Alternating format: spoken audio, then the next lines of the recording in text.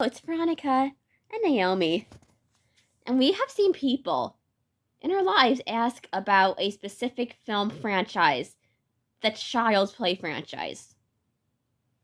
Yeah, people have been asking if we have seen the Chucky films.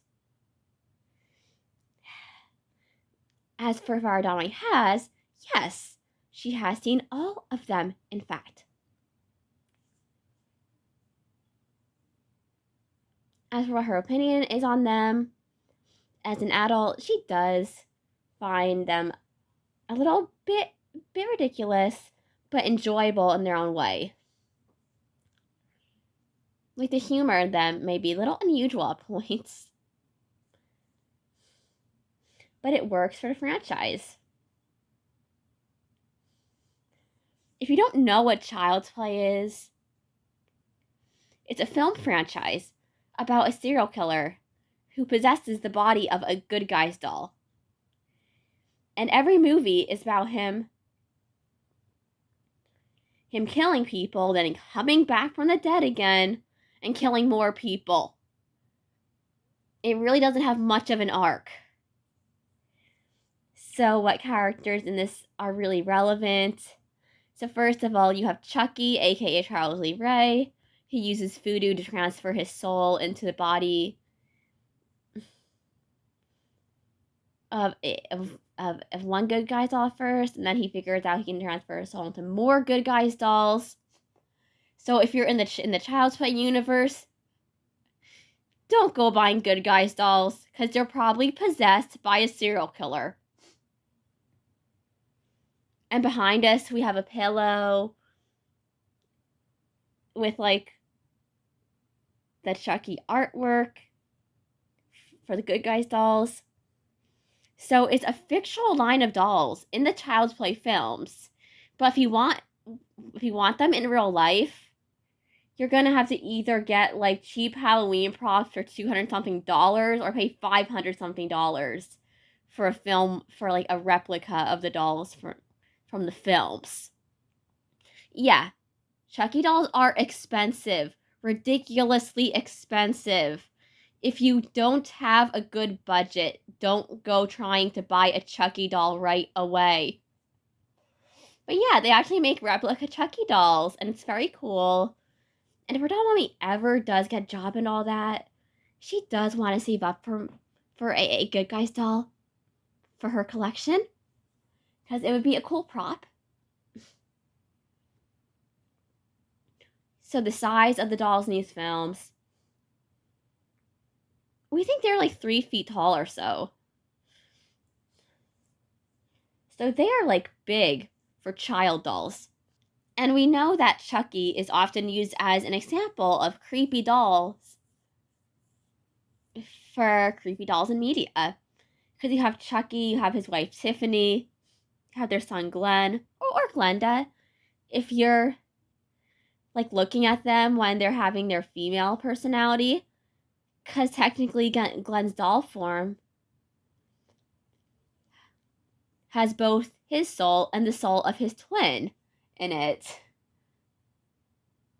Yeah, the whole voodoo aspect of these films can get confusing and is often used as an excuse for random things happening with this. Like, you've got all the crazy ways that Chucky comes back from the dead. Like, you have the first film where he's, like, burnt alive down to his endoskeleton. Because this is an animatronic doll we're talking about. Luckily, he does fail to possess Andy Barclay's body, but he targets a kid in the first and second film, and he continues trying to possess this guy in the third film when he's literally a teenager going to military academy. As for how much Chucky ruins Andy's life, he does this a lot. So basically, the events of the first film are the serial killer performs a voodoo spell on a good guy's doll in a toy store. as he's dying. And then that store explodes. This doll somehow survives. Some homeless guy ends up with it, sells it to Andy's mom. Andy's mom buys this doll for her kid because she can't find it anywhere because it's like super popular. We know they're meant to be similar to like the Cabbage Patch craze or the My Buddy dolls or the Corky dolls even. Yeah, basically Chucky looks like a cross between My Buddy and Corky, except bigger. So Andy's mom doesn't know that this doll is possessed by the soul of a serial killer. Except for Chucky himself, who is possessing the doll at first. And it starts with really weird incidents, like Chucky wanting to watch the 9 o'clock news when Andy is asleep. Or like... And then it escalates to Chucky straight up killing Andy's babysitter, who was like a friend of the mom's. Because the mom has a very busy department store job. She doesn't always have time to be home at their apartment with her kid. And Andy is like a good guy's fanatic. Like, he's crazy about this brand. Like, he literally has a tool set. He has a little, like, apron or, like, something to attach to the doll's overalls that came with that tool set and all that. And it's just really cute, like, because you have the doll, you have the accessories. It's really, really adorable. I think almost like American Girl, but if it was, like, made for boys. And guess what this doll uses to kill the babysitter? Tools from the Good Guys tool set that Andy was playing with during the day. And Andy doesn't know that the doll is alive. Yeah, Chucky also kills the babysitter by pushing her through a window. And it's really gruesome and gory. So then Andy notices that there's flour on the doll's shoes. So he tries to tell the investigators after the mom gets home, oh, Chucky did it. And then it's like, they don't believe him. They suspect that Andy did it. Andy's mom is, of course, furious at this accusation. And the film just kind of continues like this with Chucky framing Andy for all this stuff that he does. And Andy's trying to tell his mom that the doll is alive. There's literally a part where Andy swears to his mom. And his mom never taught him to swear. She does not know where he heard those words. And then she hears him tell her that Chucky said them. So she literally takes the doll from Andy, attempts to make it talk by threatening to burn it after discovering there are no batteries in this doll. Because the whole time, she thought there were batteries in this animatronic doll when there wasn't. So Chucky was alive when the doll wasn't even turned on. So after the mom tries to throw in the fireplace, he starts saying swear words at her, bites her. At some point, Andy ends up in a mental hospital and has to escape to get home and protect his mom and a police officer, because Chucky's going after them now too. It's just, then they just work together to kill this doll, and they kill him. And guess where the mom is in the second film? She's at a mental hospital and was deemed unfit to take care of Andy. So now he's in foster care. It's a few years later. And he meets his really nice adoptive sister, Kyle. His adoptive parents. Everything's going okay. Until he finds, there's a Good Guys doll in the home of his adoptive family.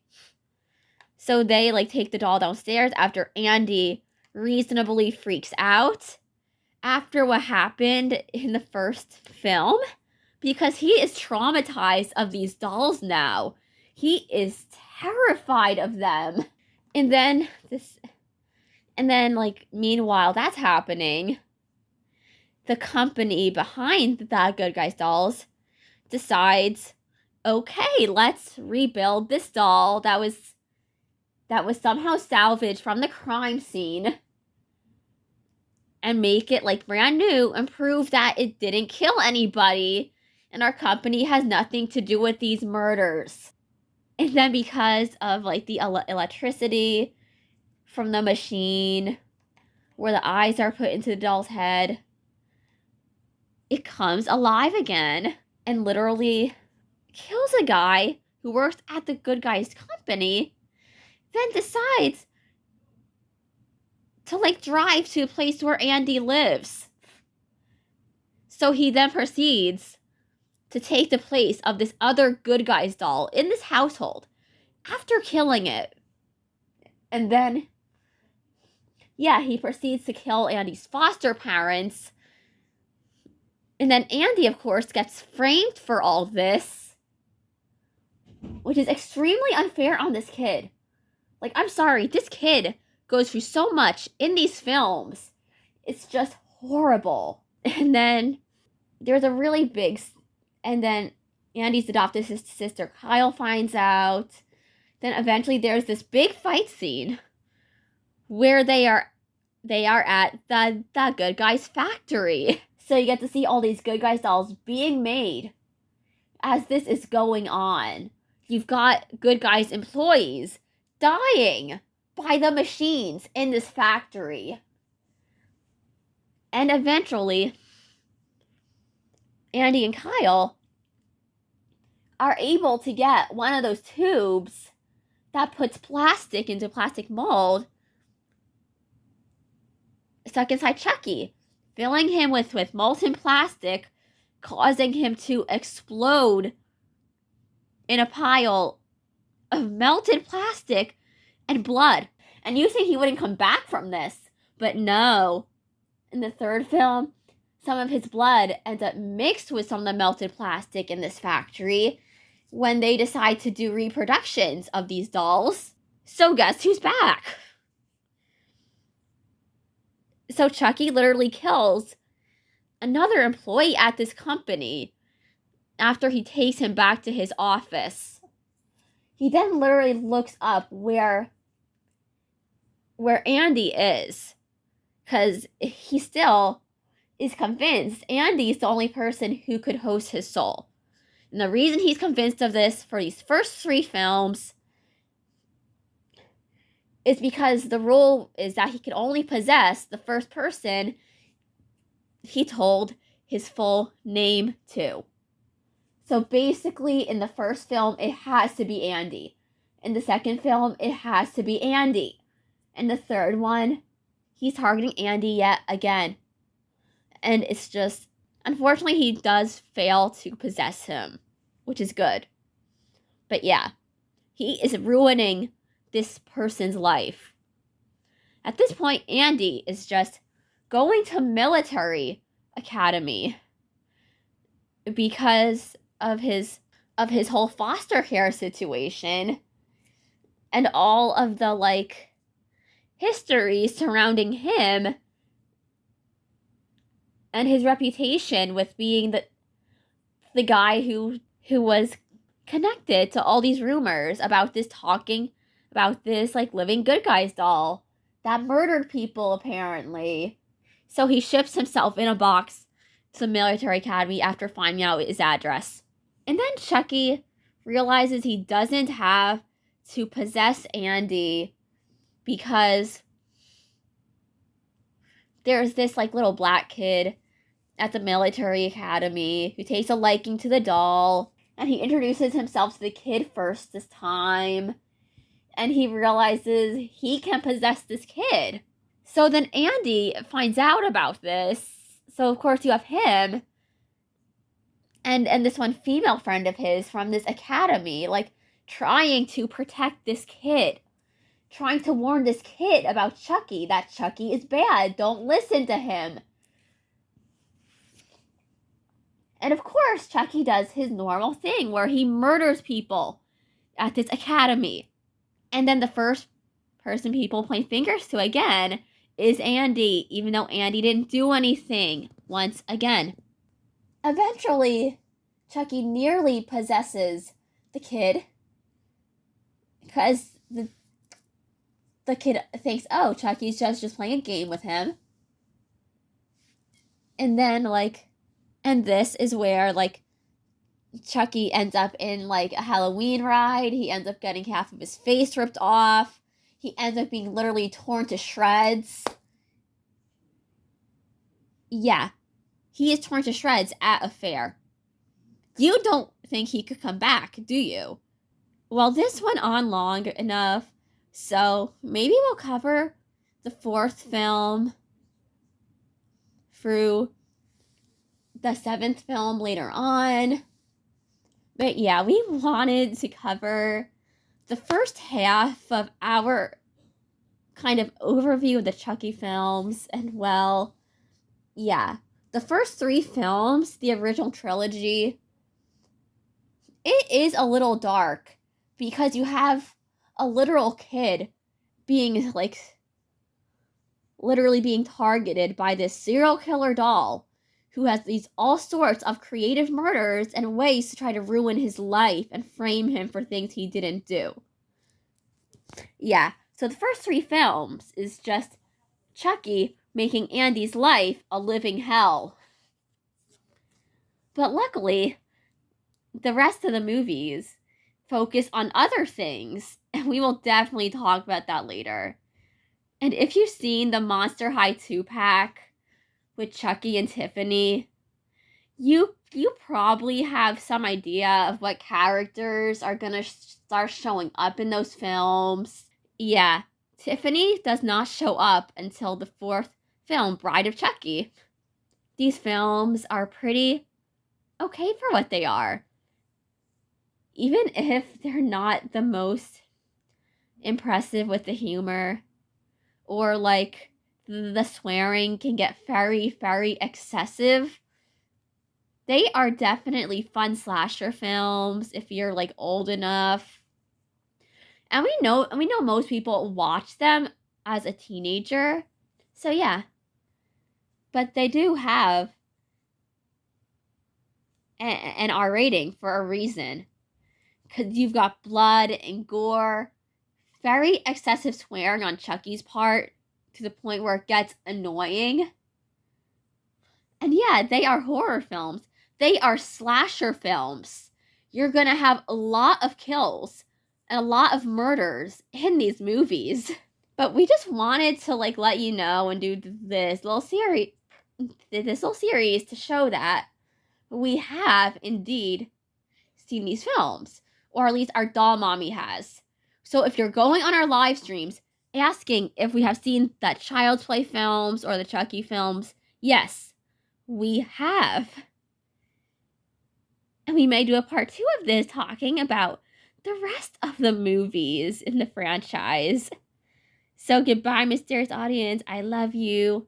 Naomi loves you. And that was our video talking about the original Child's Play trilogy before we get into the fourth through seventh films. So stay tuned until then.